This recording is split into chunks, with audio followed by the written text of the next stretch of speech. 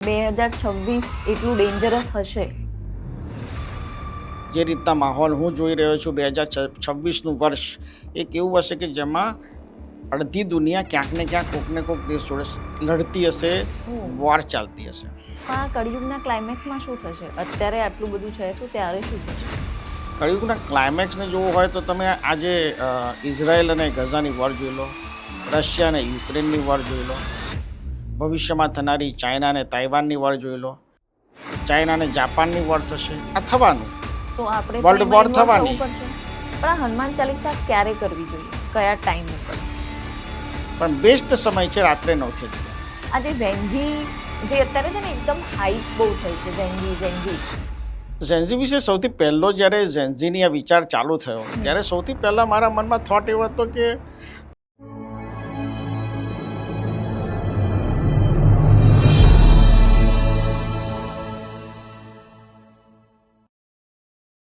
નમસ્તે.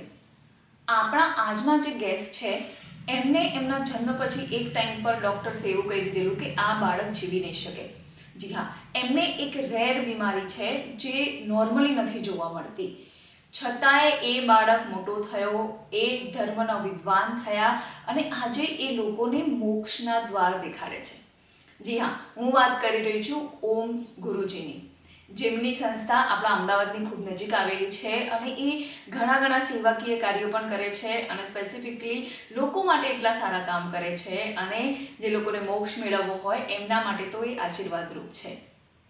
ગુરુજી એક સારા લેખક પણ છે અને આજે આપણે એમની જોડેથી ઘણી બધી સ્પિરિચ્યુઅલ ઇન્ફોર્મેશન લીધી છે, પણ એમને 2026 માટે અમુક એવી ભવિષ્યવાણીઓ કરી છે જે તમને પણ ચોંકાવી દેશે. તો ચાલો મળીએ ગુરુજીને આપણે પોડકાસ્ટમાં. અને હા, સબસ્ક્રાઇબ કરવાનું નહીં ભૂલતા ચેનલને અને ઇન્સ્ટાગ્રામને પણ ફોલો કરજો. આવજો. ઓમ નમઃ. ઓમ નમઃ. કેમ છો ઓમ ગુરુજી? એકદમ સરસ. ઓકે, તમને જોઈને બહુ સારું લાગી રહ્યું છે. અદ્ભુત, આનંદ. એક પવિત્ર વાતાવરણ ક્રિએટ થયું હોય એવું લાગી રહ્યું છે અહીંયા. તમને જોઈને મારા મનમાં પહેલો ક્વેશ્ચન એ જ આવે કે ભગવાન કોણ છે અને શું છે? આ બ્રહ્માંડની શરૂઆત ને 1350 કરોડ વર્ષ ઉપર થયા. 1350 કરોડ વર્ષ પહેલા આખું આ બ્રહ્માંડ એકદમ રો પથ્થર જેવું હતું. 1350 વર્ષ પહેલા જ્યારે સૃષ્ટિ અને બ્રહ્માંડનું સર્જન થયું ત્યારે એક નાદ થયો, એક અવાજ આવ્યો, એક પડઘો પડ્યો. નાસા અને અલગ અલગ સાયન્ટિસ્ટોએ એની નોંધ લીધી કે જે અવાજ હતો એ ધ્વનિ એ ઓમ હતી. અને એ ઓમની દિવ્ય ચૈતન્ય ઉર્જામાંથી દિવ્ય શક્તિઓ, દિવ્ય અવતારો, જેને આપણે ભગવાન કહીએ છીએ, દેવતા કહીએ છીએ, એમની ઉત્પત્તિ થઈ. એટલે તમે મૂળ જુઓ તો ગંગોત્રી ઓમ છે અને એ પછી તમે ભગવાનના કોઈ પણ આકાર કે નિરાકાર જે સ્વરૂપને માનીએ છીએ આપણે, એ બધા દેવી દેવતા, ઈશ્વર, પરમાત્મા, તીર્થંકર, એ દરેકની શ્રદ્ધા અને આસ્થા પ્રમાણે એને માનતા હોય છે. પણ મૂળ તમે એ સવાલ પૂછો કે ભગવાન શું છે અને ભગવાન કોણ છે, તો ઓમનો પ્રકાશ, ઓમની ધ્વનિ, ઓમનું દિવ્ય ચૈતન્ય એ ભગવાન છે. પણ આમ તો મોટા ભાગના જે ભક્તો હોય છે ને એ શિવજી અને વિષ્ણુ ભગવાનમાં એવું લડાઈ જોતા હોય છે કે આ શિવજી મોટા છે કે વિષ્ણુજી, તો તમારા હિસાબે કોણ મોટું છે? ગ્રંથો અને વેદો પ્રમાણે જોવા જાઓ તો સંપૂર્ણપણે શિવજીનું કાર્ય અલગ છે, સંહારકના દેવતા છે. નારાયણ જે છે, ભગવાન વિષ્ણુ જે છે, સર્જનના દેવતા છે.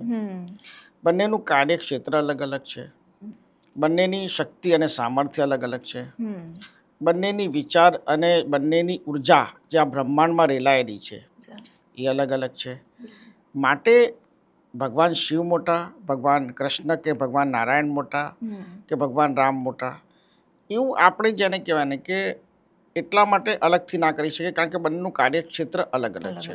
હા, તમે એવું કહી શકો કે ભાઈ રામમાં તમે શું અલગ જુઓ છો અથવા તો કૃષ્ણમાં શું અલગ જુઓ છો, વામન અવતારમાં શું અલગ જુઓ છો અને મત્સ્ય અવતારમાં શું અલગ જુઓ છો. ઋષિ અવતારમાં આપણે શું અલગ જોઈએ છીએ હા અને આપણે પરશુરામના અવતારમાં શું અલગ જોઈએ છીએ. બિલકુલ એવું થઈ શકે, પરંતુ ભગવાન શિવ અને ભગવાન વિષ્ણુની બંનેનું કાર્યક્ષેત્ર અલગ છે. કરેક્ટ અને એ એમના કાર્યક્ષેત્રને તમારે જોવા માટે ખરેખર તમારે બહુ જ ડીપ એનું એનાલિસિસ એ રીતે કરવું જોઈએ કે ભગવાન શિવને માનવાવાળા ભક્તો ને પણ ભગવાન નારાયણની જરૂર છે હા અને ભગવાન વિષ્ણુને માનવાવાળા ભક્તોને પણ ભગવાન શિવની જરૂર છે. માટે બંનેના સમન્વય સાથે જીવવું જોઈએ, નહીં કે એને એક લડાઈના સ્વરૂપમાં લેવું જોઈએ. બિલકુલ બિલકુલ. પણ આપણે મોસ્ટલી ભગવાનને છે ને ચમત્કારથી જોડતા હોઈએ છીએ, તો આ ચમત્કાર ખરેખર શું છે? મિરેકલ આપણે કોને કહી શકીએ? દુનિયામાં 8 અબજ લોકો છે. માની લે કે 4 અબજ લોકો આસ્તિક છે અને 4 અબજ લોકો નાસ્તિક છે.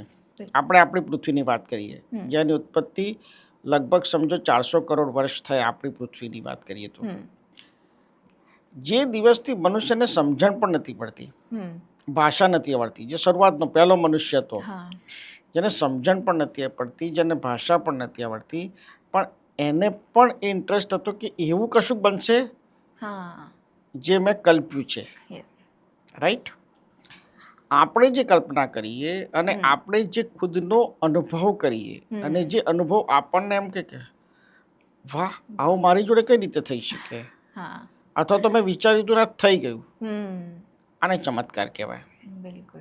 ચમત્કારની વ્યાખ્યા મેં બહુ બધી વાર આપી છે અને હું હંમેશા કહેતો રહું છું કે આજના કળિયુગમાં જ ચમત્કાર થાય છે. પહેલાં તો થતો જ પણ આજના કળિયુગમાં પણ ચમત્કાર થાય છે જ. કઈ રીતે?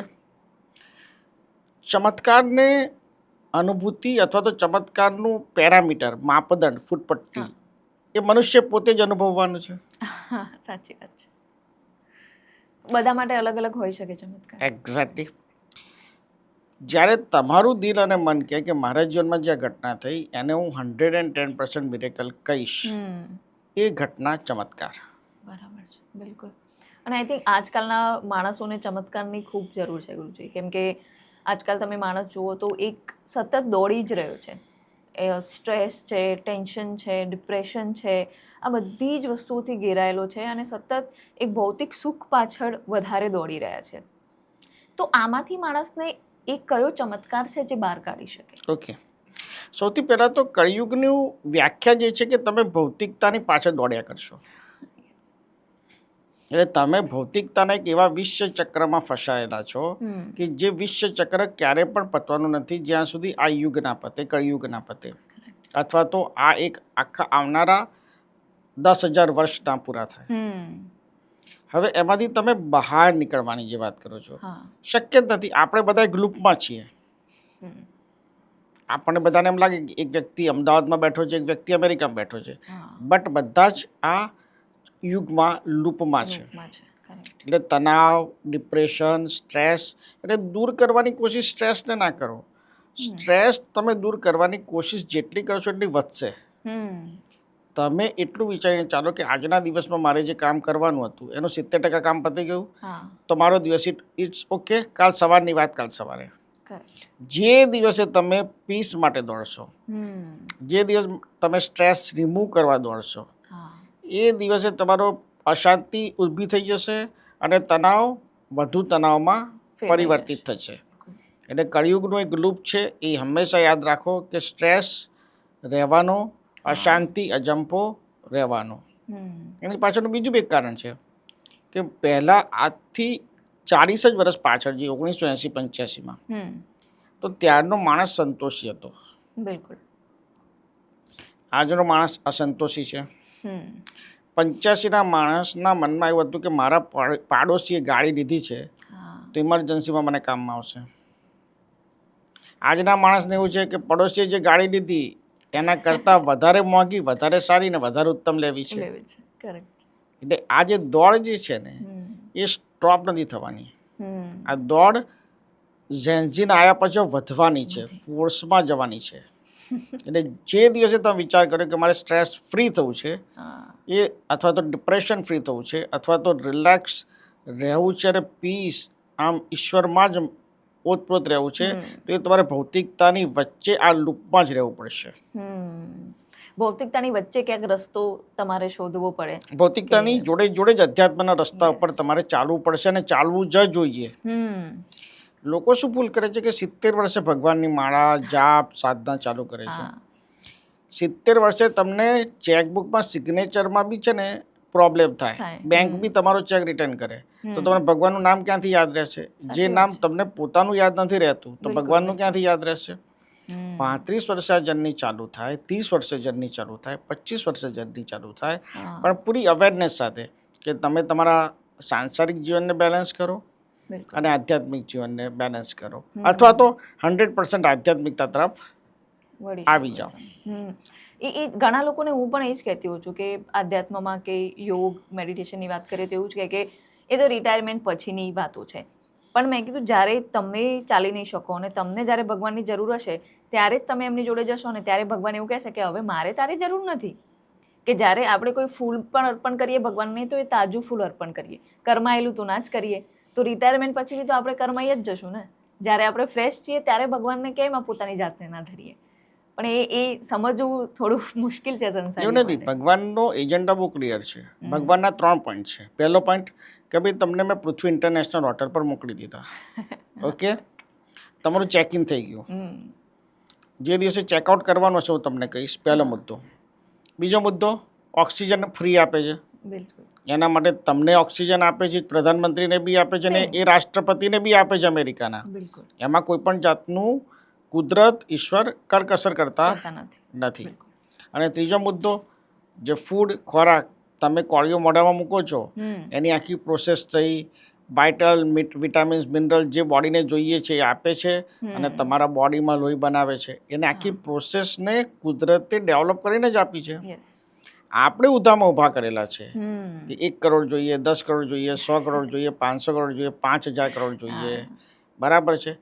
કુદરતે તમને નથી કીધું. કુદરતે એવું કીધું કે તું જા અને જઈને જો ચકલીઓનો અવાજ સાંભળ, બાગમાં બેસ, ફૂલોને જો, મને યાદ કર, આ બ્રહ્માંડ આ દુનિયાની આનંદ મજા લે. અને અત્યારે તો બહુ ઇઝી છે. 1980ના માણસને કહી કે ભાઈ તારે યુરોપ જઈને તું સ્વિટ્ઝરલેન્ડની સાંજ જો, તેના માટે ઇમ્પોસિબલ હતું. આજના માણસ માટે એકદમ ઇઝી છે. બીજું, પૈસા સાથે બી જેને ક્યાંને કનેક્શન ના કરો. તમે સૂરજને તમારા શહેરમાં આથમ તો નુકતો તમારા ગામમાં કે શહેરમાં જુઓ તો એની બી આનંદ છે, પણ તમને એ મજા આવતી નથી. ટાઈમ નથી ગુરુજી લોકો જોડે, એવું કહે છે ટાઈમ નથી હવે. એટલે કુદરત એમ કીધું છે કે મેં તમને ખાલી હાથે મોકલ્યા હતા, તમે જશો ખાલી હાથે. ઓકે, વચ્ચેની જે ચેનલ ભૌતિકતાની છે તમારે ચલાવવી પડશે. એ કુદરત નથી કહેતું, એ આપણે ઊભું કર્યું છે. આજની તારીખમાં બી હિન્દુસ્તાનમાં મહિને 3000 રૂપિયામાં બી ઘર ચલાવવાવાળા લોકો છે અને 30 લાખ રૂપિયા બી મહિને ચલાવવાવાળા લોકો બી છે. બરાબર છે.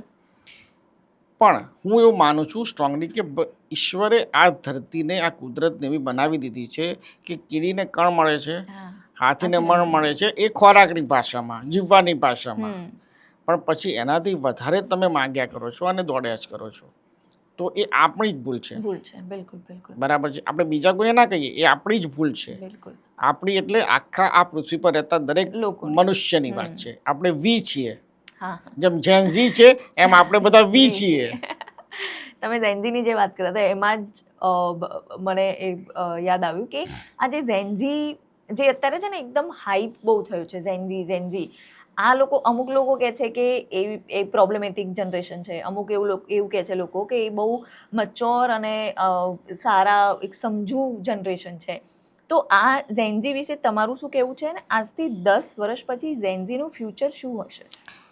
ઝેનઝી વિશે સૌથી પહેલો જ્યારે ઝેનઝીની આ વિચાર ચાલુ થયો ત્યારે સૌથી પહેલાં મારા મનમાં થોટ એવો હતો કે વાત તો બહુ સાચી છે, હું 20 વર્ષ વહેલો આવી ગયો. મારો જન્મ 2001-2માં થવો જોઈતો હતો.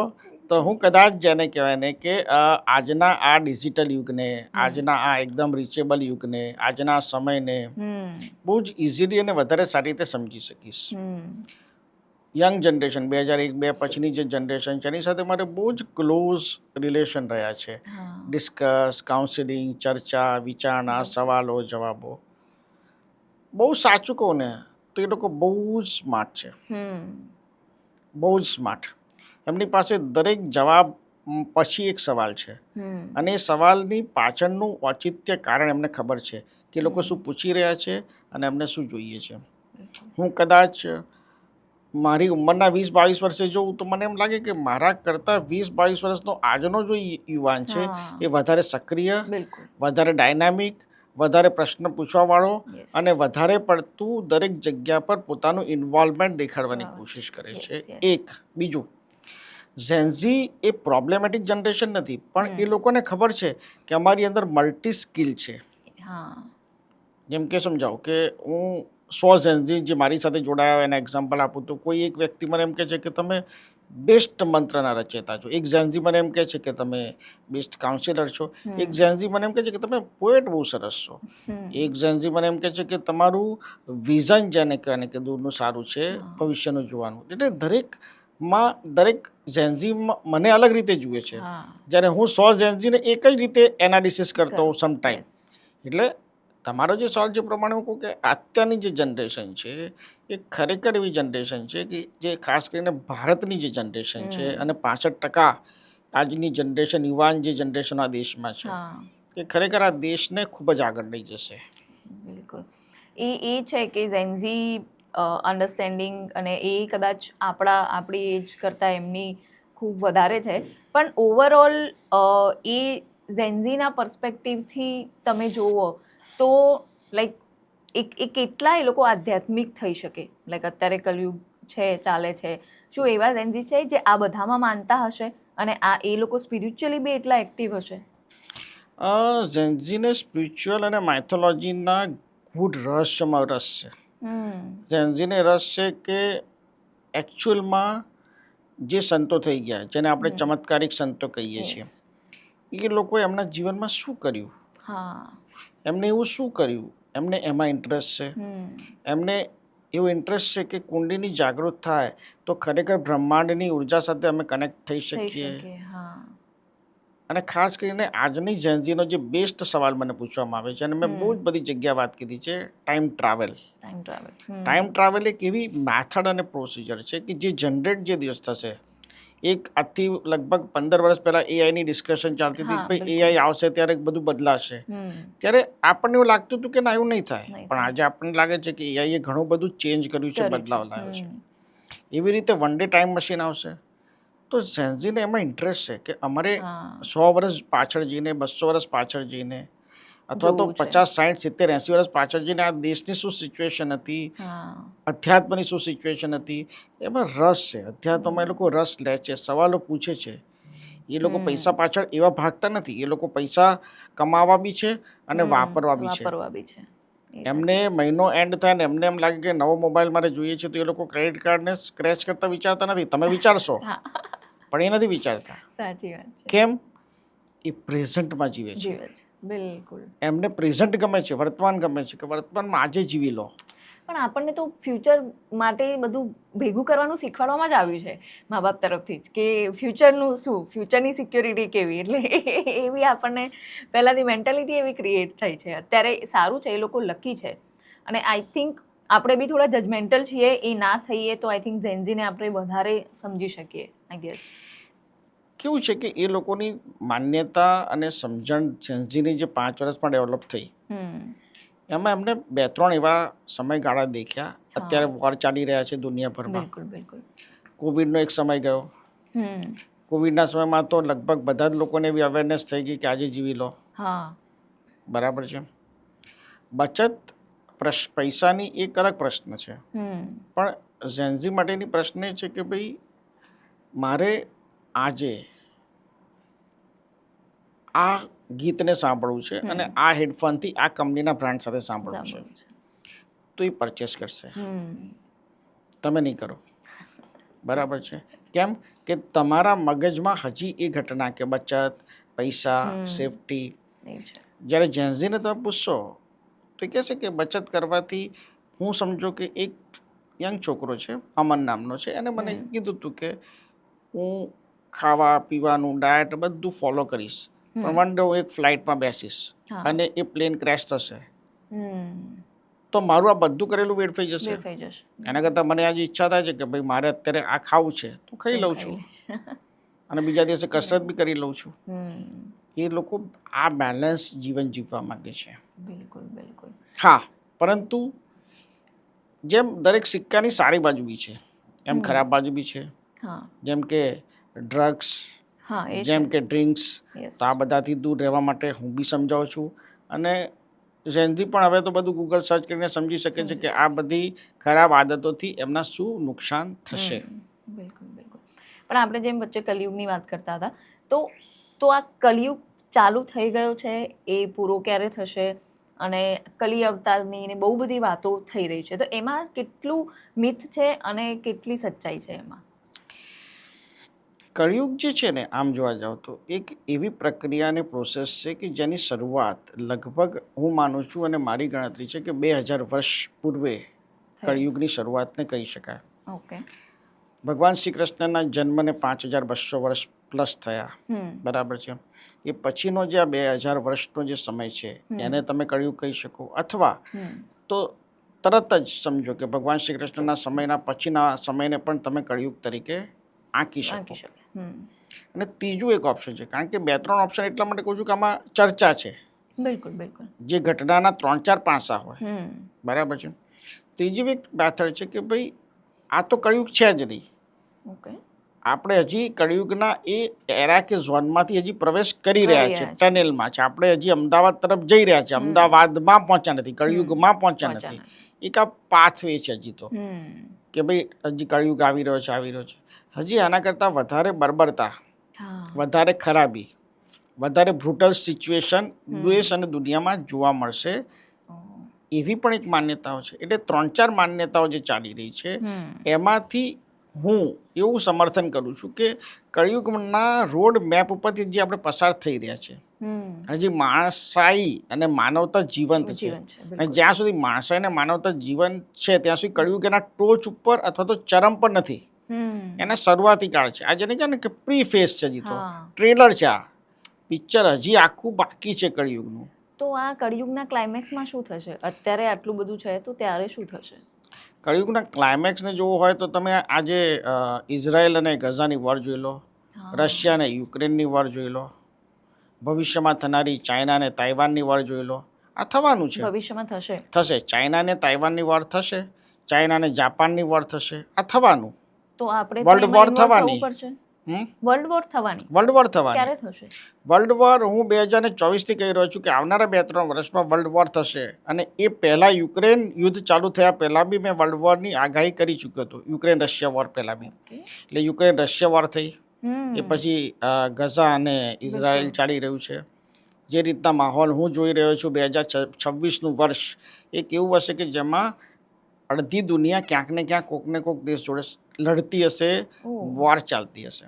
એટલે 2026 એટલું ડેન્જરસ હશે કે વોર હશે, તકલીફો હશે, પ્રોબ્લેમો હશે, પ્રશ્નો હશે દેશ અને દુનિયાના. અને સૌથી વધારે વિકટ પરિસ્થિતિ હશે કે તમારે કઈ બાજુ જવું. હા, ભારત ક્યાં જશે? ભારત ન્યુટ્રલ રહેવાની કોશિશ કરશે પણ ન્યુટ્રલ રહી નહીં શકે, કોઈ એક દેશ સાથે તો રહેવું જ પડશે.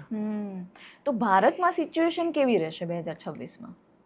બહુ સીધી વાત છે કે દેશ અને દુનિયા લડતા હોય, દુનિયા લડતી હોય ત્યારે એની ઇફેક્ટ ભારતના બજારો ઉપર ને ભારતના લોકો પર પડવાની છે, જો દુનિયાના લોકો પર પડે છે તો. એટલે આર્થિક પ્રોબ્લેમોના જેને કહેવાય કે એંધાણ તમને લાગી શકે, શેર બજાર ક્રેશથી લઈને અલગ અલગ મુદ્દાઓનો સામનો ભારતના બજારોએ અને દુનિયાના બજારોએ કરવો પડે. જેમ કે અત્યાર સુધીમાં સોનું ને ચાંદી એકદમ હાઈએસ્ટ પીક પર જઈને નીચે આવ્યા ડ્યુ ટુ વોરના કારણે. એની પાછળનું કોઈ બીજું રીઝન નથી, માત્ર ને માત્ર એક વોર, કે હવે કરન્સી કરતાં સોનું ભેગું કરો. બરાબર છે. અને આ વોરનો જે માહોલ થશે, વર્લ્ડ વોરનો, એમાં લગભગ દુનિયા 2 ભાગમાં વહેંચાયેલી રહેશે જ. એક બાજુ હશે ચીન અને એક બાજુ હશે અમેરિકા. નક્કી એ કરવાનું છે કે તમે ચીન બાજુ છો કે અમેરિકા બાજુ છો. ભારત માટે થોડું ટફ થઈ જશે કે કઈ બાજુ જવું. ભારત માટે કદાચ ઇઝી થઈ જશે કઈ બાજુ જવું. જે રીતની સિચ્યુએશન ઊભી થશે એ પ્રમાણે તમે સાવ ન્યુટ્રલ બી નહીં રહી શકો અને સાવ કોઈની ફેવરમાં પણ નહીં જઈ શકો. પણ છતાં બી જોઈએ છે એ પ્રમાણે તો યુએસ જોડે તો આપણા સંબંધ ખરાબ થઈ જ ગયા છે ઓલરેડી. ચાઇના જોડે થોડુંક સારું થઈ રહ્યું છે ધીમે ધીમે, તો મે બી ફ્યુચરમાં કંઈક અલગ સિનારીઓ જોવા મળે. એટલે યુદ્ધના દ્રષ્ટિકોણથી જોઈએ તો એ રીતે તો ભારત અને અમેરિકાના સંબંધો હજી બી સ્થિર અને સારા છે. વ્યાપારિક સંબંધોમાં જે તિરાડ આવી છે એ તિરાડને બી હું લાંબો સમય જોતો નથી. મે બી ફેબ્રુઆરી કે માર્ચ પહેલાં તો એ તિરાડ પણ પૂરાઈ જશે અને જેને કહેવાય કે ફરીવાર અમેરિકા અને ભારત વચ્ચેનો વ્યાપાર વધારે સ્ટ્રોંગલી ચાલુ થઈ જશે, કન્ફર્મ. ઓવરઓલ આપણે 2026ની વાત કરીએ છીએ અને હવે આવે છે 2026, એટલે હું વાત કરી રહ્યો છું કે ઓવરઓલ તમે એવું કંઈ પ્રેડિક્ટ કરી શકો કે કયા રાશિ માટે કે એના માટે સાલ કયું સારું રહેશે, કોઈના માટે બહુ ડેન્જરસ રહેશે? જો હું એવું માનું છું ત્યાં સુધી કે રાશિના બેઝ ઉપર કોઈ બી ફળકથન દુનિયામાં જ્યાં બી થતા હોય એ બધા પહેલાં પ્રાથમિક હોય. અચ્છા. એકચ્યુઅલી તમે સમજો કે કોઈ વ્યક્તિને માથું દુખે છે એનો મતલબ એવો નથી કે એને બ્રેન હેમરેજ થવાની અણી પર છે. કોઈને નોર્મલી બી માથું દુખે છે. 12 રાશિઓમાંથી અથવા તો દુનિયાના બધા જ મનુષ્યમાંથી કોણે શું પ્રશ્ન અને પ્રોબ્લેમ થવાનો છે, કેટલી હદે થશે, કેટલા વિસ્તૃતતા થશે એ એની ઓરા ઉપરથી આપણે નક્કી કરી શકીએ. પરંતુ ઇન જનરલાઇઝ જોવા જાઓ તો 2026ના વર્ષમાં દુનિયાના 60-65% લોકોએ સંઘર્ષ કરવો પડશે.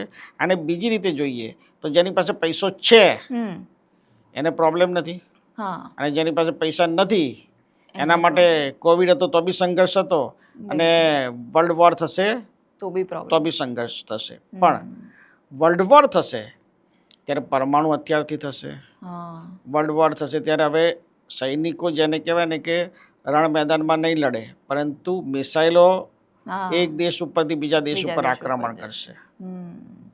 એટલે એમાં ખુમારી વધારે થશે, એમાં નુકસાન વધારે થઈ શકે. આપણે જોઈ રહ્યા છીએ કે ગઝા આખું ને આખું ઇઝરાયલના જેને કહેવાય ને કે તોફાનના કારણે ગઝા પૂરેપૂરું નષ્ટ થઈ ગયું. અને જે રીતે રશિયા અને યુક્રેન વોરમાં યુક્રેનની જે બરબાદીની હાલત થઈ રહી છે આપણે જોઈ જ રહ્યા છીએ. બરાબર છે. તો 2026ની આપણે વાત કરી રહ્યા હતા, એમાં આપે ગુરુજી ઓવરઓલ કંઈ સજેશન આપવું હોય કે 2026 સારું રહે બધાનું, તો ઓવરઓલ શું કરવું જોઈએ? 2026 ઓવરઓલ અદ્ભુત રહે એના માટે એક મંત્ર દરેક વ્યક્તિએ દવાની જેમ કરવો જોઈએ. ઓકે. હું હંમેશા કહું છું કે મંત્રને તમે એક ચિકિત્સાની જેમ જુઓ. મંત્ર તમે મોક્ષ માટે કરો છો એ મંત્ર અલગ, પણ જ્યારે ભૌતિકતા માટે કરો છો ત્યારે તમે મંત્રને કોઈ ધર્મ સાથે ન જોડતા સમગ્ર પ્રશ્નના સમાધાન માટે દવાની જેમ જુઓ.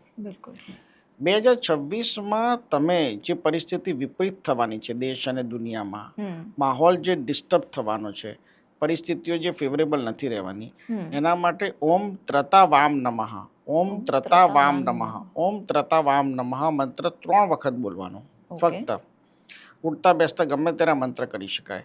એનાથી ફાયદા 2 થશે. નંબર 1 કે તમે જે કામ કરતા હશો એ કામ, પરફોર્મન્સ અને ફાઇનાન્શિયલ ગ્રોથ તમારો કન્ટિન્યુઅસ ચાલુ રહેશે. અને સેકન્ડ વસ્તુ છે કે તમે એ ચારે બાજુના એ તોફાનોમાંથી તમે તમારા પરિવારને અને તમારા પોતાની જાતને બચાવી શકશો.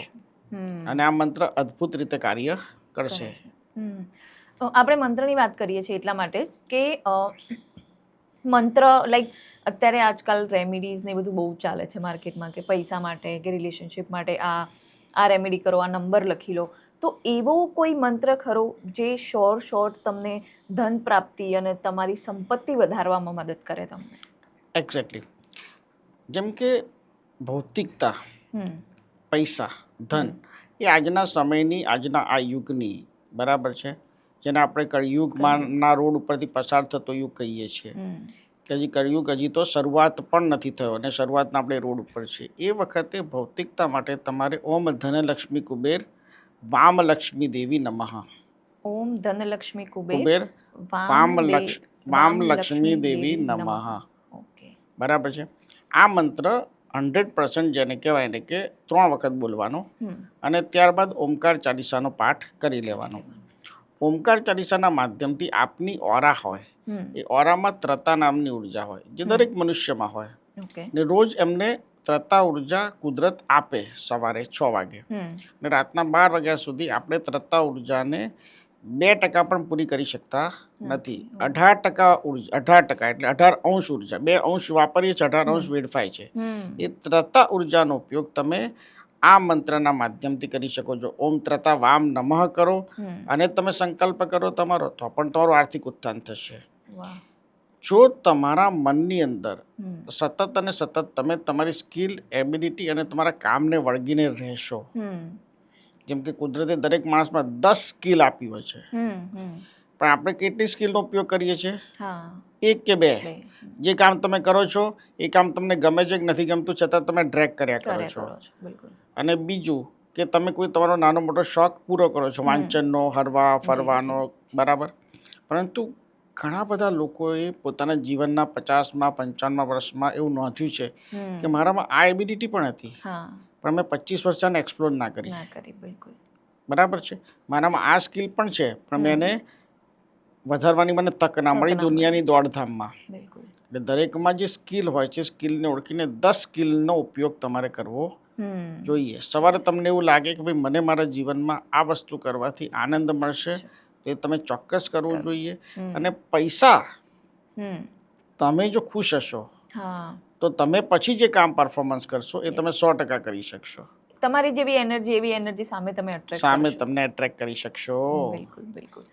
એને એટ્રેક્શન જ્યારે તમે કરશો, આ મંત્ર જ્યારે કરશો, તો એનું પ્રભુત્વ, એની ઉર્જા તમને ચોક્કસ દેખાશે. એટલે આ એક ટાઈપનું લો ઓફ એટ્રેક્શન જ તમે ક્રિએટ કરી રહ્યા છો, પોતાની એનર્જી એવી ક્રિએટ મંત્રના માધ્યમથી. એક્ઝેક્ટલી, મંત્રના માધ્યમથી. તો આઈ થિંક મંત્ર અને મેનિફેસ્ટેશનને આપણે સિમિલર કહી શકીએ. સિમિલર એટલા માટે ના કહી શકીએ કે મંત્ર જે છે એ બ્રહ્માંડની શરૂઆત છે. જ્યારે આપણે કોઈ વસ્તુને એઝમ્પશન કરીએ છીએ અને એની બાબતમાં આપણે લખીએ છીએ કે ભાઈ મની મને મળે, મની મને મળે, મની મને મળે, મની મને મળે, બરાબર છે. એ વખતે ઓરા જ્યારે ફરતી હોય ત્યારે કોઈ એક સેકન્ડ એવી હોય ને કે જ્યારે તમારી ઓરા ચરમસીમાએ જાય, એ વખતે જ્યારે તમે લખી રહ્યા છો અથવા તો વિચારી રહ્યા છો, મેનિફેસ્ટ કરી રહ્યા છો કે ભાઈ મને આજે પૈસા મળે, મારું આ કાર્ય થાય, તો એ સક્સેસ થવાનું જ છે. હા, તમારી અંદરની વિલિંગનેસ કેવી છે. તમે મંત્રને કરતી વખતે શ્રદ્ધા નહીં પણ રાખો, જે વાદત ભાષામાં મારા રચિત કરેલા મંત્રો છે, તેમાં તમને રિઝલ્ટ મળશે જ. તમે મંત્ર શ્રદ્ધા વગર પણ કરશો તો પણ એ દવાની જેમ રિઝલ્ટ આપશે જ. પણ જ્યારે તમે કોઈ વસ્તુને માગી રહ્યા છો, લખી રહ્યા છો, બરાબર છે, ને તમારું એમાં ઇન્વોલ્વમેન્ટ અથવા તો ડેડિકેશન નહીં હોય, તો તમે ગમે તેટલું લખશો, વિચારશો, તો બી તમને એનું રિઝલ્ટ 100% નહીં મળે. બિલકુલ. આપે ઓમકાર ચાલીસાની વાત કરી, તો એની રચના તમે કેવી રીતે કરી? ઓમકાર ચાલીસાની રચના મેં 1995-96ની આસપાસ કરવાની શરૂ કરી હતી. 17 જુલાઈ 1996ના રોજ મેં ઓમકાર સંપ્રદાયની સ્થાપના કરી. એક એવો પથ કે જ્યાં દરેક ધર્મ, જાતિ, વર્ગ, વર્ણનો વ્યક્તિ આવે, મંત્ર શક્તિપાત શ્રવણ કરે, સાંભળે, મંત્ર પાઠ કરે, અને એ મંત્ર પાઠના માધ્યમથી તમે તમારા જીવનનું કલ્યાણ કરો. પરંતુ આદિ શંકરાચાર્યએ 3 એવા મોટા બિંદુ આપ્યા છે કે જ્યારે તમે કોઈ સંપ્રદાયની સ્થાપના કરો છો ત્યારે 3 પાથવે પરથી તમારે પસાર થવું પડે. એક, તમારું પોતાનું ક્રિએશન, તો એ મંત્ર શક્તિપાત આવી ગયા. એ સમયે મેં ઓમકાર ચાલીસાની રચના કરી કે ભાઈ ઓમકાર ચાલીસા એ ઓમકાર સંપ્રદાયનું પ્રમુખ પુસ્તક. નંબર 2, વેદાંત ઉપર તમારું ભાષ્ય હોવું જોઈએ. એટલે આશ્રમ ભાષ્યમ કરીને વેદાંત ઉપર મેં ટીકા લખી. અને ત્રીજો અને મહત્વનો મુદ્દો કે તમારું જે સર્જન હોય એ સર્જન એ બીજા કરતાં અલગ અને મૌલિક હોવું જોઈએ. અને તમારો પાથવે, તમારું વિઝન બીજા કરતાં 100% જો અલગ હોય, પણ એનાથી જન કલ્યાણ થતું હોય, લોક કલ્યાણ થતું હોય, મનુષ્યનું ઉત્થાન થતું હોય, અને એ પણ એક બેલેન્સ જીવન અને બેલેન્સ નિયમો સાથે, તો સંપ્રદાયને પરિભાષિત કરી શકાય. આદિશંકર એમાં ઘણા બધા મુદ્દાઓ આપ્યા છે, પણ મહત્વના આ 3 મુદ્દા તમે કરો તો તમે સંપ્રદાયની સ્થાપના કરી શકો. એટલે 1995-96થી લઈ 2002-03 સુધી ઓમકાર ચાલીસાની રચના કરતા મને થયા. અલગ અલગ ગાથાઓને મેં અલગ અલગ સંતો, તીર્થંકરો, દેવી દેવતા, ભારતમાં થઈ ગયેલા સંતો, એમની ઓરા ઉર્જાનું એનાલિસિસ કરી અને એમાંથી શબ્દોની રચના કરીને મેં મૂક્યા છે. તો ગુરુજી, આમ અમુક લોકો એવું આર્ગ્યુમેન્ટ બી કરે કે આ તમે મંત્રો સર્જો છો, તમે આ ઓમકાર ચાલીસાનું સર્જન કર્યું, એ આપણા કોઈ વેદ કે પુરાણમાંથી નથી આવ્યા, તો આ કેટલા સચોટ અને કેટલા અસરકારક હશે? જેમ કે સમજો કે 1970-80માં સાડી પહેરવી, ધોતી જબ્બો પહેરો એ કમ્પલસરી જેવું જ હતું. પછી 80-85-90માં શર્ટ પેન્ટ આવ્યા અને અત્યારે જીન્સ ટી શર્ટ આવ્યા છે. વેદ અને ઉપનિષદમાં લખેલા મંત્ર શ્લોકો એ 100% સટીક છે, પણ એ તમને પુણ્ય આપશે. એ મંત્રોની શક્તિ અને સામર્થ્ય તમને ધન વૈભવ આપવાનું છે નહીં. તમારી મનોકામના પૂર્ણ કરવાનું છે નહીં. બરાબર. દુનિયામાં રચિત થયેલો કોઈ પણ મંત્ર જે વાદત ભાષામાં નથી, મેં રચ્યો નથી, એવા 5, 10, 15 મંત્રોને બાદ કરો, જેમ કે શ્રી સુક્તમ પાઠ છે, બરાબર છે, કે કમલાદેવીનો મંત્ર છે, કે ત્રિપુર સુંદરીનો મંત્ર છે, એ સિવાયના કોઈ પણ મંત્ર તમને ધન વૈભવ ના આપી શકે. અને એમાં પણ માત્ર તમને ઐશ્વર્ય મળે, સુખ સમૃદ્ધિ મળે, ધન નહીં. એટલે મારા જે મંત્ર જે છે એ 100% કહેતો હોઉં છું કે આજના ભૌતિક ડિમાન્ડ, ભૌતિક સમયના તમારી પોતાની ડિમાન્ડ જે છે આ સમય પાસેથી, આજકાલ રોજ માટેથી, આ દુનિયા પાસેથી, એ તમને આના માધ્યમથી મળે. બિલકુલ બિલકુલ. વાદત ભાષા એ દેવતાઓની ભાષા છે. આપણા મનમાં છે સંસ્કૃત એ દેવતાઓની ભાષા છે, પણ દેવતાઓ જ્યારે વાતચીત કરે છે, તમે જ્યારે દેવતાઓનું આહ્વાન કરો તો વાદત ભાષામાં કરવું જોઈએ. અને વાદત ભાષામાં જ હું મંત્રોની રચના કરું છું, મંત્ર શક્તિપાતની રચના કરું છું. એક તમારા સવાલ પર રહીએ, જેમ કે આપણે ગાયત્રી મંત્ર, દિવ્ય મંત્ર, તેજોમય મંત્ર, ઉર્જાયુક્ત મંત્ર, પણ એની રચના કઈ રીતે થઈ, શેના માટે થઈ? એની રચના ઋષિ વિશ્વામિત્રએ કરી. ઋષિ વિશ્વામિત્રએ કેમ કરી? કે ઈચ્છતા હતા કે ભાઈ ત્રિશંકુને હું ઇન્દ્રલોક પહોંચાડું. ફક્ત એ કામ માટે જ હતી. બરાબર છે. પણ એ મંત્રના માધ્યમથી ત્રિશંકુ ઇન્દ્રલોક પહોંચી શક્યો નહીં. કેમ? કે ઇન્દ્ર અને બીજા દેવતાઓ ઈચ્છતા નતા કે કોઈ મનુષ્ય ઇન્દ્રલોકમાં પ્રવેશ કરે. તો એ મંત્ર આપણને ફાયદો આપે બીજા કોઈ માટે? એક્ઝેક્ટલી. આ સવાલ બધાને થવો જોઈએ. જે મંત્ર એક ઘટના માટે, એક પ્રક્રિયા માટે ઋષિ વિશ્વામિત્રે રચિત કર્યો હતો, એ મંત્ર તમે આજે કરો છો, ઉત્તમ છે. તમે એને પુણ્યના ભાવથી કરો છો, અતિ ઉત્તમ છે. તમે એને ધર્મના ભાવથી કરો છો, ઉત્તમ છે. તમે એને જ્ઞાનના માધ્યમથી અને જ્ઞાન માર્ગ પર ચાલવાના માધ્યમથી કરો છો, અતિ ઉત્તમ છે. પણ ગાયત્રી મંત્રનું કાર્ય તમને પુણ્ય આપવાનું છે, તમને જ્ઞાનની દિશામાં લઈ જવાનું છે, અને એના માધ્યમથી તમે તમારો આધ્યાત્મિક અથવા તો મોક્ષનો પથ શોધી શકો. બસ એટલો જ છે, એનાથી વિશેષ નથી. પરંતુ એટલું જ સમજીને તમે મંત્ર કરો તો બરાબર છે. પણ ગાયત્રી મંત્ર કરતી વખતે જો તમે એવું માંગો કે મને લક્ષ્મી મળે, મને ધન મળે, મને પૈસા મળે, તો અયોગ્ય છે. માંગો એનો વાંધો જ નથી. પરંતુ તમે 1 લાખ ગાયત્રી મંત્ર કર્યા પછી એમ વિચારો કે હું તો મેં બંગલો મળે અને મારા પોતાનું ઘર થઈ જાય એના માટે મેં ગાયત્રી મંત્ર કર્યા, તો ફળ કેમ ના મળે? તો ગાયત્રી મંત્ર એના માટે છે જ નહીં. તો આના પરથી મને એક બીજો સવાલ આવે છે કે જો બીજા માટેનો બનાવેલો મંત્ર હોય એ આપણા માટે કામ ના કરે, તો હનુમાન ચાલીસા જે છે એવી તુલસીદાસજીએ પોતાના કામ માટે જ રચના કરેલી, તો પછી અત્યારે બધા કહે છે કે હનુમાન ચાલીસા કરવાથી આપણને રક્ષા મળે, હનુમાનજી આપણી સદા સહાયતા કરે, તો એ કેટલું સચોટ? પછી બહુ સરસ સવાલ છે. સંત તુલસીદાસજીએ હનુમાન ચાલીસાની જે રચના કરી, તો હનુમાન ચાલીસાની રચના પાછળની એક વાત એવી હતી કે તુલસીદાસજીએ સવારના 4 વાગે કોઈ જગ્યાએ જતી વખતે એમને અહેસાસ થયો કે કોઈક મલિન શક્તિ, જેને આપણે ભૂત કહી શકીએ, એ શક્તિને એમને દ્રશ્યમાન કરી. એમને ગામમાં 4-5 લોકોને આવી વાત કરતા સાંભળ્યા કે અમે પણ આવી એક દુષ્ટ શક્તિને ગામમાં જોઈ છે. તો તુલસીદાસજીએ વિચાર્યું કે આ શક્તિ તો લાખો વર્ષથી આ પૃથ્વી પર હશે, જો મારા ગામમાં છે તો આ બ્રહ્માંડમાં બધી જગ્યાએ વિચારતી હશે. એટલે એમણે રચના કરી કે ભાઈ હનુમાનજી એવા શક્તિશાળી દેવ છે, તાકાતવર દેવ છે, એમની પાસે એવી પાવર છે, એમની પાસે એવી ઉર્જા છે, એવી શક્તિ છે, અને એ અમર છે.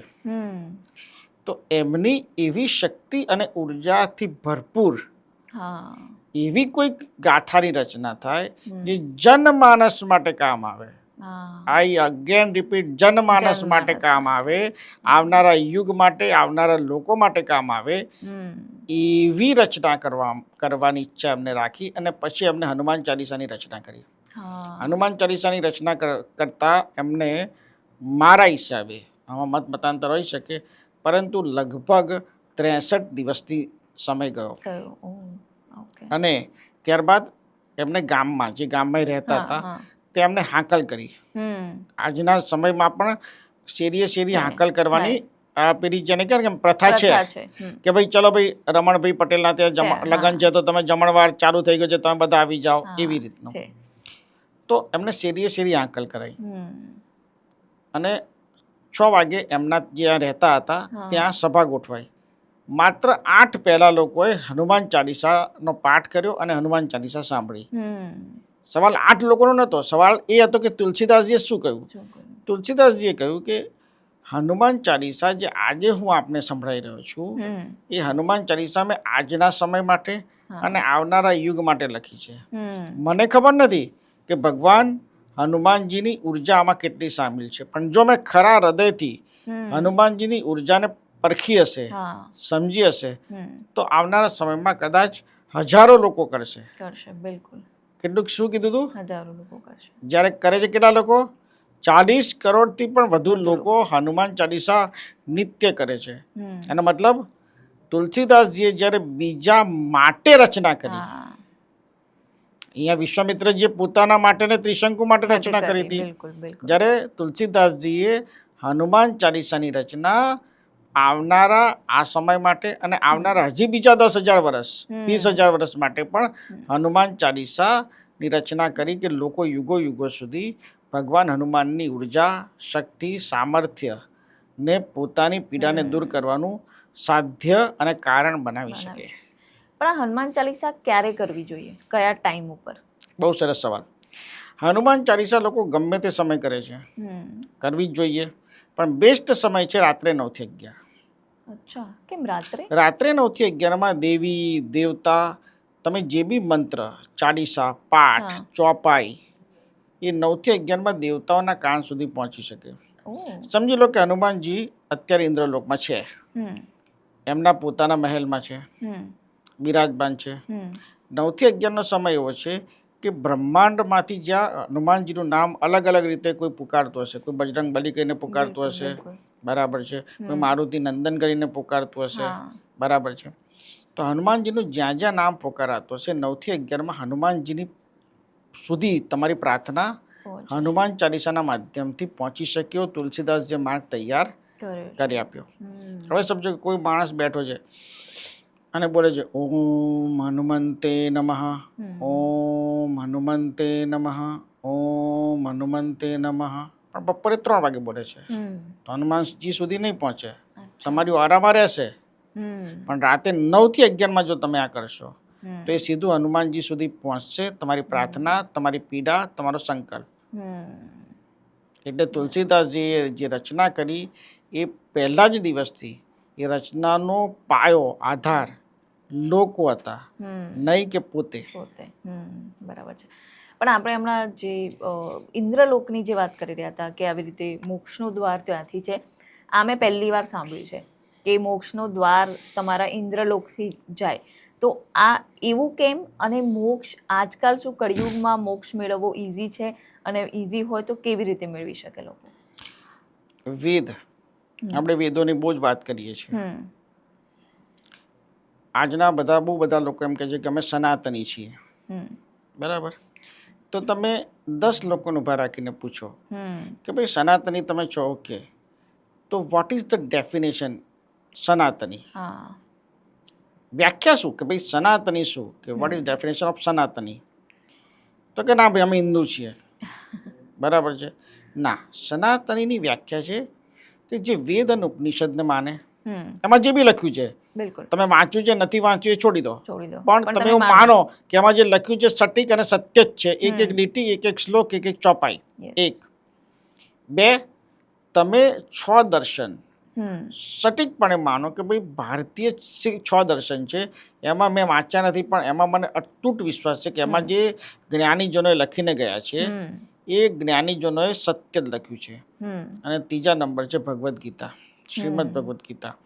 આ 3 ઉપર જેનો અતૂટ વિશ્વાસ છે, વાંચી છે નથી વાંચી એ જવા દો, પરંતુ એમાં જે કંઈ બી લખાયું છે એમાં મને પૂર્ણ શ્રદ્ધા છે.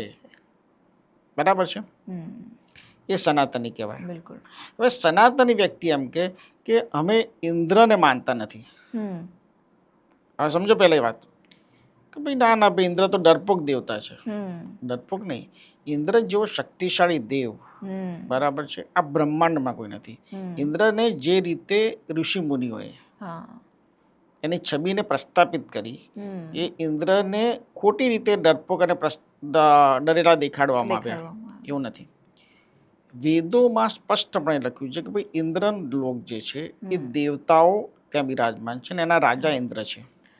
એટલે અલગ અલગ માણસ ઇન્દ્ર બનતા એમ, જે કે કોઈને પદ મળતું. ઇન્દ્ર એ આઈ થિંક કદાચ પદ છે. ઇન્દ્ર પદ છે અને એની પર બેસનાર જે છે ઇન્દ્ર કહેવાય. ઇન્દ્ર પરંતુ કહેવાય, હા. ઇન્દ્રદેવ પણ એક સ્વયં પોતાની હા. આઈડેન્ટિટી રાખે છે રાખે છે. અને એ સર્વોચ્ચ પદ છે હમ. જેને આપણે મહાઇન્દ્ર કહી શકીએ. જી.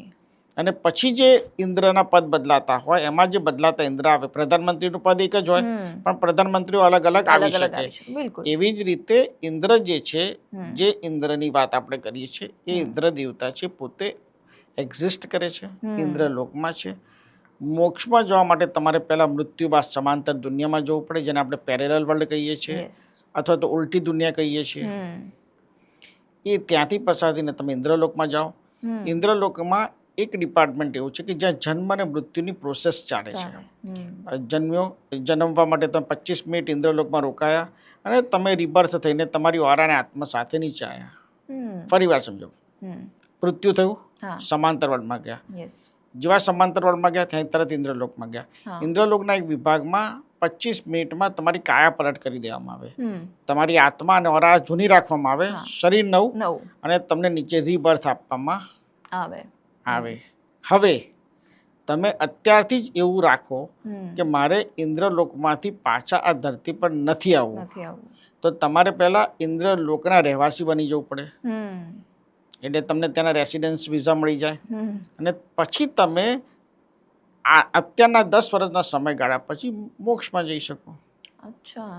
આ વ્યવસ્થા ગ્રંથોમાં પહેલા લખેલી હતી, હમ. પરંતુ ઇન્દ્ર સાથે ઋષિ મુનિઓને વિવાદ થયા. હા. પહેલાના સમયમાં કેવું હતું કે મનુષ્ય મંત્ર બોલે અને દેવતાઓ હાજર થતા હાજર હતા, થતા. બિલકુલ. પરંતુ મનુષ્ય દેવતાનો વારંવાર ઉપયોગ કરવા માંડ્યા, હમ. ખોટી રીતે અને નાના નાના કાર્યો માટે ઉપયોગ કરવા માંડ્યા. બિલકુલ. એટલે ઇન્દ્ર એના પર પ્રતિબંધ કર્યો. હમ. જો પ્રતિબંધ થયો હમ.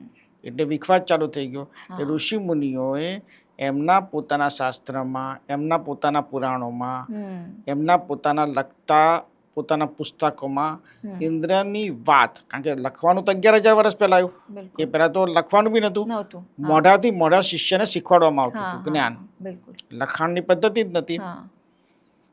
તો મુખથી મુખ જે જ્ઞાન આપવામાં આવ્યું એમાં ઋષિ મુનિઓએ ઇન્દ્રને ક્યાંક ને ક્યાંક નિર્બળ બતાવ્યા, નિર્બળ બતાવે. જે ખરેખર વેદોએ ઇન્દ્રને શક્તિશાળી બતાવ્યા છે. બિલકુલ. વેદોના સમયમાં જ્યારે વેદ કાળ ચાલતો હતો, હમ. સતયુગ પહેલા બી, જી જી. ત્યારે ઘરે ઘર હવન થતા હતા, યજ્ઞ થતા હતા. હા. સમજ્યા? અને એ જે યજ્ઞ થતા હતા, યજ્ઞ ઇન્દ્રના જ થતા હતા. તરત. હા. એ સમય પહેલા ઇન્દ્રના આ પૃથ્વી પર ઓછામાં ઓછા 3 લાખથી વધુ મંદિરો હતા. કેટલા? ઓહ. 3 લાખથી વધુ મંદિરો, જે કોઈ સોમપુરાય નહીં હમ. પણ દેવતાઓએ બનાવેલા હતા. હમ. એ મંદિરોને પૂરી તરહથી ધ્વંસ કરવામાં આવ્યા. હમ. અને એ ધ્વંસ કર્યા બાદ સતયુગથી જે યુગ ચાલુ થયો અને જે મંદિરોના નિર્માણો થયા હમ. અને જે વ્યવસ્થાઓ બધી ગોઠવાતી ગઈ, હા. એ મંદિરોની પૂજા આજે આપણે આજે કરીએ છીએ. આપણે આપણે કહીએ છીએ કે ભાઈ લાખો વર્ષ જૂનું મંદિર છે, હમ. 500 વર્ષ જૂનું મંદિર છે. હમ્પીમાં તમે જાઓ તો હા. હમ્પીના ઘણા પુરાતન પુરાતન મંદિરો, મંદિરો છે. એમાં ઇન્દ્રનું પ્રતિબિંબ અથવા તો ઇન્દ્રની મૂર્તિઓ છે જ. છે. જ. તો ઇન્દ્ર એ શક્તિશાળી દેવતા છે અને તમારે જો મોક્ષમાં જવું હશે તો તમારે પેરેલલ વર્લ્ડમાંથી ઇન્દ્રલોકમાં તમે રહી શકો એના માટે અહીંયા સાધના, હમ. સિદ્ધત્વ કરી હમ. અને 10 વર્ષ રોકાવવું પડશે અને પછી તમને મોક્ષમાં જવા મળે. મળશે. સીધું મોક્ષમાં તમે ક્યારે પણ કોઈ પણ જન્મમાં કોઈ પણ રીતે જઈ શકો નહીં. નહીં. એટલે એ સાધના બી, તો આપ એ સાધના શીખવાડો છો લોકોને કે જેનાથી મોક્ષ મળી શકે? હું સાધના પણ શીખવાડું છું અને મંત્ર પણ આપું છું. હું એવું કહું છું કે તમે મંત્રની જે સાધના કરો, જે ઇન્દ્રલોક જવા માટેનું, હમ. એ પૂર્ણ નિઃશુલ્ક છે. તમે ઘરે બેઠા જ તમારે કરવાનો છે. એ મંત્ર તમે 1,00,000, 1.5 લાખ, 2 લાખ તમારી ઓરા પ્રમાણે જેટલો કરવાનો છે એ મંત્ર તમે કરો. કરો. પણ સંકલ્પ એ કરો કે મારે ઇન્દ્રલોક જવું છે, હા. મારે ઇનમોર્ટલ થઈને ઇન્દ્રલોકમાં રહેવું છે, હમ. અને ત્યારબાદ મને 10 વર્ષ પછી મારે મોક્ષમાં જવું કે નહીં, હું નિર્ણય કરીશ. હમ. બની શકે કે તમે ઇન્દ્રલોકમાં ગયા પછી તમને લાગે કે પાછા મનુષ્યને આવવું. વધારે મારી જરૂર છે, હમ. તો તમે દેવ કે દેવી સ્વરૂપે ઇન્દ્રલોકમાં રહી અને મનુષ્યના કામમાં આવી શકો. યસ, સાચી વાત છે. તો એ આપના આશ્રમ ઉપર આ બધી ક્રિયા યોગના હિસાબે શીખવાડવામાં આવે છે. હું મારી પાસે જે આવે અને જે લોકોની ખેવના ઈચ્છા હોય કે ભાઈ મારે ઇન્દ્રલોકમાં જવું છે, તો એના માટેનો મને મંત્ર આપો કે જ્યારે મારો દેહ છૂટતો હોય એ પહેલાં મને ઇન્દ્રલોક દેખાય અને હું જઈ શકું. તેના માટે મંત્ર એમને આપતો છું અને કહું છું કે આ મંત્ર રોજ રાત્રે 9 થી 11 તમે અચૂક કરો. તમે આ મંત્રની સાધના કરશો તો તમને ચોક્કસ એનું પરિણામ તમારા જીવનકાળમાં, તમે જે મોક્ષ માટે વલખા મારો છો એનો વાયા રસ્તો ઇન્દ્રલોકથી છે. તો મારે હવે આવવું પડશે. ચોક્કસ. કેમ કે ટ્રાય બધા ઘણા યોગ મેડિટેશનથી ટ્રાય કરતા હોય, પણ જો આવો કોઈ મંત્ર મળે તો ઓફકોર્સ લોકો માટે બહુ ઉપયોગી છે આ, જે મોક્ષ અને માટે એનાથી છે મોટી વાત એ છે કે એકવાર સંકલ્પ કરીને જ્યારે મંત્ર ચાલુ થાય હમ. અને દરેકની ઓરા પ્રમાણે ડિસાઈડ થાય કે ભાઈ આ મંત્ર તારે 1.5 લાખ વાર કરવાનો, કેટલો 2 લાખ વાર કરવાનો, જી. તો ઇન્દ્રલોકે તમને કન્ફર્મ ઇન્દ્રલોકમાં રાખવા જ પડે. વાહ. તમને રિબર્થ આપી જ ના શકે. હા. અને એ વાતનું સૌથી મોટું સાક્ષ્ય અને પ્રમાણ એ કે તમે પોતે જ એ મંત્ર કર્યાના 3 વર્ષમાં કે 2 વર્ષમાં તમે પોતે જ કહી દો કે મને ચોક્કસ દેખાઈ ચૂક્યું છે કે હું ઇન્દ્રલોકમાં જવાની અને ઇન્દ્રલોકમાં જ રહેવાની, અને ત્યાંથી પછી 10 વર્ષ પછી મારે મોક્ષમાં જવું કે ના જવું એ હું નિર્ણય કરીશ. પણ આ ગુરુજી તમે આટલું બધું જે જ્ઞાન મેળવ્યું એમાં તમને કેટલા વર્ષો લાગ્યા અને કેટલો સંઘર્ષ રહ્યો આ બધું જ્ઞાન ભેગું કરી અને લોકો સુધી પહોંચાડવામાં? મારા જીવનની અંદર 1984થી મારી આધ્યાત્મિક જર્નીની શરૂઆત થઈ. હું પંડિતો પાસે, જ્ઞાનીજનો પાસે શીખ્યો. એ સિવાય બહુ જ બધા જ્ઞાનીઓને હું મળતો રહ્યો અને શીખતો રહ્યો, પરંતુ મારી આધ્યાત્મિક જ્ઞાન શક્તિ, મંત્ર રચના કરવાની શક્તિ, મંત્ર શક્તિપાત રચના કરવાની શક્તિ એ પંડિતો પાસેથી જ્ઞાન મેં, જેમ આપણે ભણીએ છીએ સ્કૂલ કોલેજમાં, એ તે કોલેજ અને સ્કૂલના એજ્યુકેશન સાથે સાથે મેં 8 વર્ષ આપ્યા. 8 વર્ષ તો મેં પ્રોપર એનું ભણતર લીધું, એનું જ્ઞાન લીધું, અને ત્યારબાદ 1992થી મેં મારી આધ્યાત્મિક જર્ની શરૂ કરી. મારા જીવનમાં સૌથી સબળ અથવા તો મહત્વનું પાસું હોય તો મારા મધર. મારા માટે એ બેકબોન, પાવરફુલ, અને મને સ્ટ્રોંગલી એવું કહેતા હતા કે જીવનમાં એવું કરવું જોઈએ કે જિંદગી જેટલી બી હોય, નાની છે મોટી છે આપણને ખબર નથી, પણ જીવનમાં તને, તું જ્યારે આંખ બંધ કરતો હોય એ છેલ્લી સેકન્ડે તને એવું લાગે કે તે એવું કર્યું કે જેના માટે તને તારા પર ગર્વ થઈ શકે. અને એને હંમેશા મને એટલું પ્રોત્સાહન આપતી રહી છે. મારા ફાધર એવું કહેતા કે તું એને ઓવર મોટિવેટ કરે છે, કે એક ફિઝિકલ 80% ચેલેન્જ પર્સન છે, બરાબર છે, એને તો આટલો બધો તું મોટિવેટ કરે છે, જો વધારે મોટિવેટ થશે તો આ માનસિક રીતે અસ્થિર થઈ જશે. પરંતુ એમની ચિંતા એ રીતે બી ખોટી રહી કે મારા મધર હંમેશા કહેતા હતા કે જીવનમાં હંમેશા જે પણ પરિસ્થિતિના સંજોગો થાય એ સંજોગો સાથે લડ્યા કરતા એ સંજોગોને એક્સેપ્ટ કરી લેવાના. એક્સેપ્ટન્સ, અને મને સૌથી મોટી વસ્તુ જે શીખવાડી, એક્સેપ્ટન્સ, કે આ શરીર છે, આ જ પરિસ્થિતિ છે, આ જ પ્રોબ્લેમ છે, કોઈ સારું કહેશે, કોઈ ખરાબ કહેશે, સારાનો આનંદ બી ના લે અને ખરાબ વિશે દુઃખ બી ના કર, પણ તું તારી ફ્રેમ, તું તારા પોતાના ચોરસને તારી રીતે જીવ. કોઈ તને શું જજ કરે છે ભૂલી જા, ફોરગેટ અબાઉટ જજમેન્ટ, પણ તું એવું કરીને બતાય કે તને તારા માટે પ્રાઉડ થાય. હું એક એક્ઝામ્પલ મને હંમેશા આપતા હતા કે ભાઈ છત્રપતિ શિવાજી અને જીજાબાઈ, બરાબર છે, તો હું એવું જોઉં કે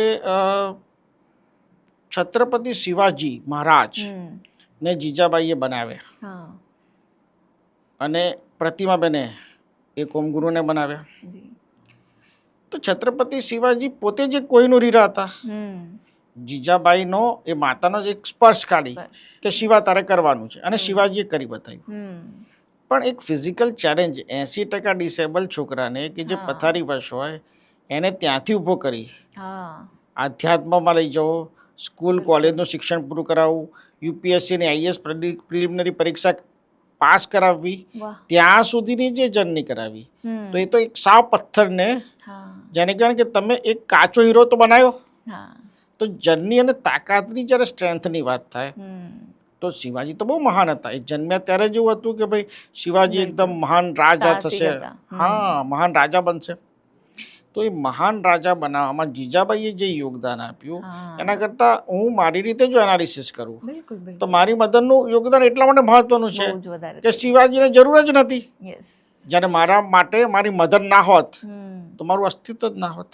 હા એમની મહેનત અને એમના આશીર્વાદ તમને મહેનત મળ્યા. કરતાં બી એક સ્ટ્રિક્ટ ગુરુની જેમ કે આ કરવાનું છે એટલે કરવાનું જ છે. હમ, મારો હાથ દુખતો હોય, પગ દુખતો હોય, શરીર દુખતું હોય સરસ તો પણ સ્કૂલે જવાનું છે, હમ, સ્કૂલનું એજ્યુકેશન લેવાનું છે, આધ્યાત્મિક જ્ઞાન લેવાનું છે, એ વગર સુવાનું નથી. અને કામ આજના દિવસનું પતે નહીં ત્યાં સુધી સુવાનું નથી. સુવાનું એ ડેડિકેશન હમ એમને મને શીખવાડ્યું, એ ડિસિપ્લિન મને શીખવાડી. સુપર. ઓમ ગુરુજી તમારી જોડે વાત કરી અને ખૂબ મજા આવી અને હોપ આપણે ફ્યુચરમાં પણ અલગ અલગ પોડકાસ્ટ લઈને આવીશું. ચોક્કસ. તમારું એટલું નોલેજ છે કે આમાંથી 15-20 પોડકાસ્ટ થઈ શકે છે ફ્યુચરમાં અને આનો લાભ બધાને મળે અને એક સાચા મંત્રો તમે જે રીતે કહો છો એ લોકો સુધી પહોંચે અને એમનું જીવન સુખી થાય એવી આપણે આશા કરીએ અને આવતા નવા વર્ષમાં ઘણા તમારી જોડે બીજા પોડકાસ્ટ લોકો સુધી નવી નવી ઇન્ફોર્મેશન પહોંચાડીએ એવી આશા. થેન્ક યુ તેજલબેન, મને આપની આ ચેનલ પર બોલાવ્યો. આપનો ખૂબ ખૂબ આભાર. Thank you very much. ઓમ નમઃ. ઓમ નમઃ.